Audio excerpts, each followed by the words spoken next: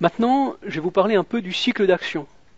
Alors le cycle d'action, on appelle ça le PDCA, on le présente sous forme d'une roue. Et cette roue, qu'est-ce qu'elle dit? Elle dit Plan, Do, Check, Act. Et c'est la manière dont on gère en fait le déroulé des objectifs et la manière dont on les atteint. Donc la version française, c'est Plan, c'est préparer. D, Do, c'est dérouler, c'est faire. C, c'est contrôler que les objectifs ont été atteints. Et Act, c'est ancrer, c'est-à-dire que quand on a des choses qui marchent, on va essayer de les généraliser. Donc, par exemple, si vous avez une personne qui a trouvé une méthode qui permet d'économiser de l'argent, ce qu'on appelle une idée concrète de progrès, par exemple, dans certaines entreprises, quand ça marche, on vérifie que ça a marché, donc on contrôle que les objectifs sont bien atteints, et si ça marche bien, on généralise, c'est-à-dire qu'on va faire ça dans toute l'entreprise. Le PDCA, on peut aussi le mettre sous forme d'un tableau.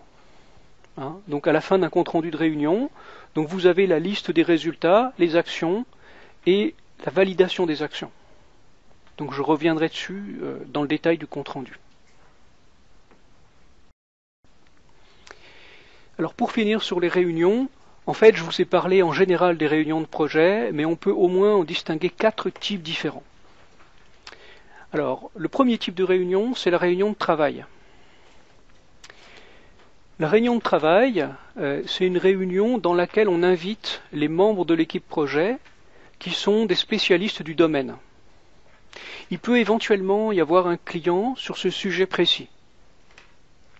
Le but de cette réunion, c'est de travailler et de creuser des points.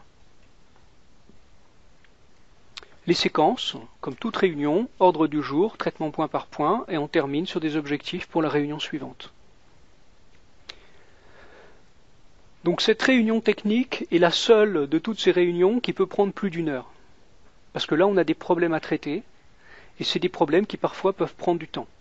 Par contre, on va éviter d'inviter des gens auxquels on fera perdre du temps. Donc c'est typiquement une réunion pour des experts techniques et qui bossent vraiment sur un sujet. Donc là, on peut dépasser 1 heure. Deuxième type de réunion, ce qu'on appelle la réunion de chantier en projet. Alors qu'est-ce que c'est qu'une réunion de chantier? C'est une réunion où en fait on va faire le point sur l'avancement du projet. Et donc non seulement il y a l'équipe projet, mais il y a aussi les encadrants, ce qu'on appelle le comité de pilotage. Donc qui est composé par exemple de délégués de la direction de l'entreprise qui sont là pour suivre l'avancement du projet. Le but, c'est de dire voilà où on en est. Voilà quels sont les problèmes, est-ce qu'il y a des grandes décisions à prendre, et s'il y a des problèmes, c'est d'essayer de voir ce qu'on peut faire. Les séquences, comme dans toute réunion, ordre du jour, un certain nombre de présentations, éventuellement des questions. Il peut y avoir une délibération. Pourquoi? Parce que vous, quand vous faites une soutenance, vous avez déjà fait des soutenances, c'est une forme de réunion de chantier. C'est-à-dire vous faites votre présentation, on vous pose des questions, et après éventuellement le jury délibère et vous fait un retour. Alors il n'y a pas forcément une délibération dans une réunion de chantier, mais à la fin il y a toujours un bilan. Typiquement, c'est des réunions qui ne doivent jamais excéder 1 heure. Le but d'une réunion de chantier, c'est qu'elle soit bien préparée et qu'on aille à l'essentiel. Donc on ne va pas s'enliser dans des détails techniques, dans le fait d'aller regarder des plans, etc. De toute façon, le comité de pilotage, il n'est pas intéressé par les détails, il est intéressé par les conséquences. Et donc par les décisions qu'il a à prendre. Type de réunion suivant, la réunion interne. Alors ça, c'est les réunions que vous faites vous, quand vous êtes gestionnaire de projet, avec les personnes de votre projet. Alors, par exemple, là c'est repris d'une équipe à Centrale qui décrivait ces réunions internes en disant voilà, on a 2 objectifs dans ces réunions internes. D'abord, chaque pôle, il s'était réparti en pôles de travail. Chaque pôle présente où il en est, donc qu'est-ce qui a été fait, et dit voilà, par rapport à nos objectifs, où on en est. Et deuxième point, c'est de l'entraide. C'est-à-dire que quand il y a des personnes qui ont une difficulté dans une équipe, les autres doivent brainstormer, essayer de réfléchir pour résoudre ce problème, éventuellement apporter de l'aide, etc. Dans les participants d'une réunion interne, c'est l'équipe projet. Il n'y a pas de personne externe, c'est vraiment les gens qui bossent sur le projet. Le but, c'est de suivre l'avancement ensemble, au jour le jour. Les séquences, donc ordre du jour, traitement point par point, objectif. Quatrième et dernier type de réunion, c'est ce qu'on appelle les stand-up meetings. Alors ça veut dire réunion debout. En France, on pourrait parler de réunion machine à café. Hein. Donc qu'est-ce que c'est qu'un stand-up meeting? Bah, par exemple, dans l'équipe projet qu'il y avait à Centrale, il s'était dit, voilà, tous les jours, on se voit à la pause de 10 heures et on discute de l'avancement. De manière informelle. Donc les participants, c'est les membres qui sont disponibles à ce moment-là. Hein. S'il y en a qui sont en déplacement ou ailleurs, on fait quand même la réunion. Le but, c'est de faire un point rapide, donc il n'y a pas spécialement de créneaux, doodle organisés à l'avance. On dit, voilà, c'est mardi et jeudi à 10 heures, on se retrouve là. Les séquences, alors c'est pas parce que c'est une réunion informelle qu'on bavarde n'importe comment. Il y a quand même l'idée qu'il y a un tour de table, on traite les points, on termine sur les objectifs. Mais la différence, bien sûr, c'est qu'on va très vite. Puisque la pause est limitée à un quart d'heure, comme partout. Et donc le but, c'est rapidement de pouvoir échanger et d'aller à l'essentiel. Attention, n'oubliez pas que c'est facile de parler, mais si on veut vraiment avancer, il faut écrire. Il faut que les choses soient mises noir sur blanc. Donc toutes les réunions, même les stand-up meetings, donnent lieu à un compte-rendu. Ça peut être un tout petit compte-rendu. C'est pas la peine de faire un compte-rendu qui fait des kilomètres. Et je vous montrerai des outils pour faire rapidement des comptes-rendus.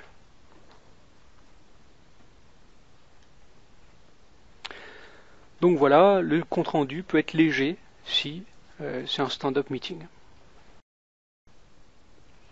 Alors dans le deuxième chapitre, je vais vous proposer de travailler ensemble sur comment on fait un compte-rendu. Je vais vous montrer des modèles et les grandes structures de ce compte-rendu. Alors le compte-rendu.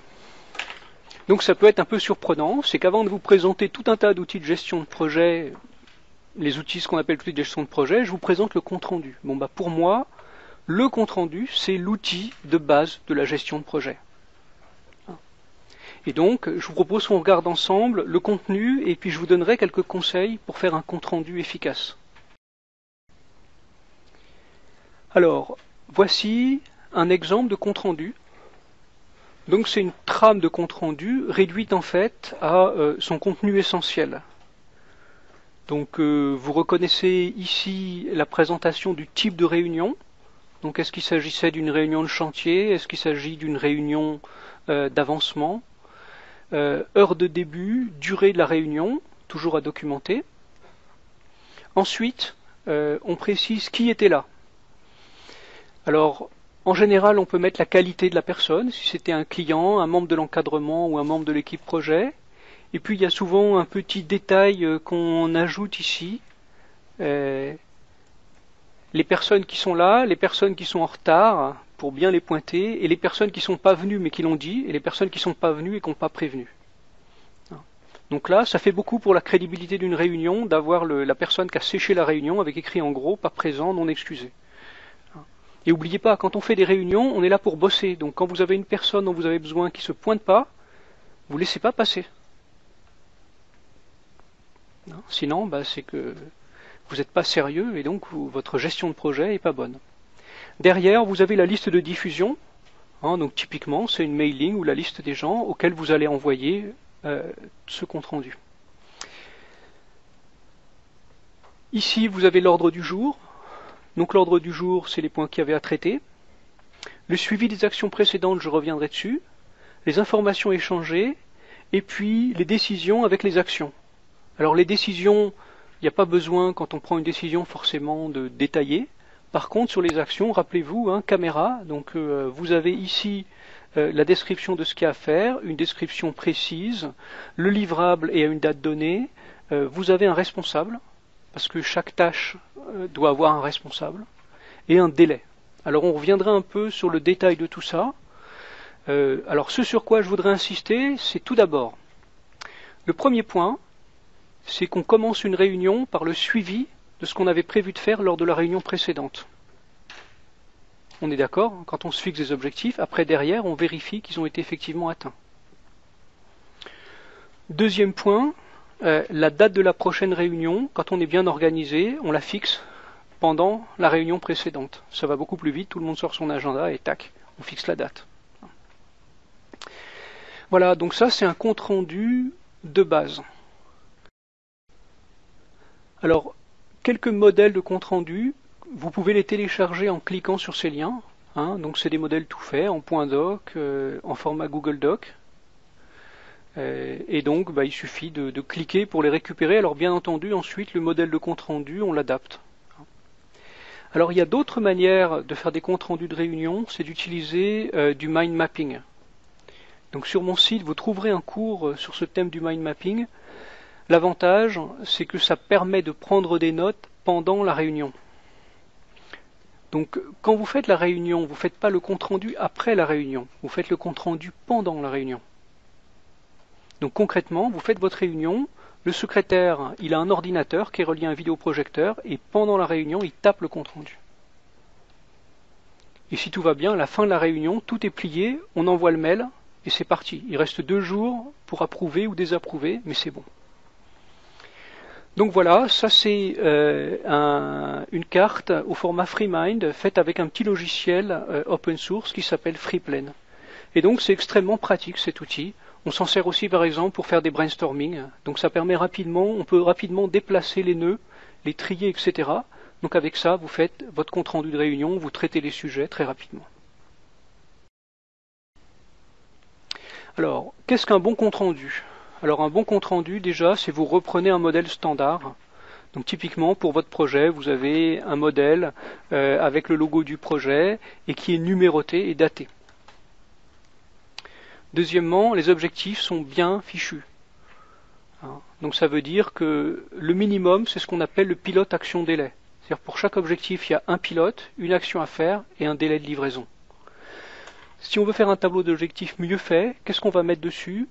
On va mettre quelque chose pour vérifier le livrable, c'est-à-dire que ce n'est pas la même personne qui fait le travail et qui vérifie. Donc par exemple, quand vous avez des tâches de codage, il faut savoir que derrière, en réalité, il faut avoir une personne qui vérifie que ça tourne et qui fait ce qu'on appelle de l'assurance qualité. Mais pour bien faire les choses, il ne faut pas que ce soit la même personne qui fait et la personne qui teste. Donc, il faut une personne qui valide, qui est différente de la personne qui fait. Le suivi, donc n'oubliez pas, pour être sérieux, la première chose qu'on fait dans une réunion, c'est qu'on reprend le tableau des objectifs de la réunion précédente et on le balaye ensemble. Pour voir qu'est-ce qui a été fait, qu'est-ce qui va être présenté et qu'est-ce qui n'a pas été fait. Et si ça n'a pas été fait, il ne faut pas le mettre sous le tapis. Ensuite, il ne faut pas traîner. Donc moi, de mon point de vue, un compte rendu de réunion se fait pendant la réunion. S'il vous faut plus de 48 heures pour envoyer le compte rendu, c'est vraiment mauvais. Ça veut dire que les gens auront oublié ce qu'on a dit et donc il est vraiment trop tard. Donc il faut être rapide. Et bien sûr, les absents doivent être en copie. Alors un point à noter, c'est l'approbation. Alors, quand vous faites un compte rendu, ça veut dire que vous dites noir sur blanc, voilà ce qu'on a décidé. Voilà qui va faire ça, à tel moment. Donc c'est important. Et donc en général, on dit voilà, vous relisez le compte rendu et si vous n'êtes pas d'accord, vous le dites et on modifie à ce moment-là le compte rendu. On fait ce qu'on appelle les amendements. Alors le problème, c'est que si vous demandez aux gens s'ils sont d'accord, il y en a qui répondent pas. Donc vous ne savez jamais s'ils sont d'accord et à quel moment vos objectifs sont OK. Donc en général, on leur demande s'ils ne sont pas d'accord. Donc en gros, l'idée, c'est si vous dites rien sous 2 jours, ça veut dire que vous êtes d'accord. Et comme ça, dans 2 jours, vous pouvez envoyer le compte rendu définitif. Et c'est bouclé.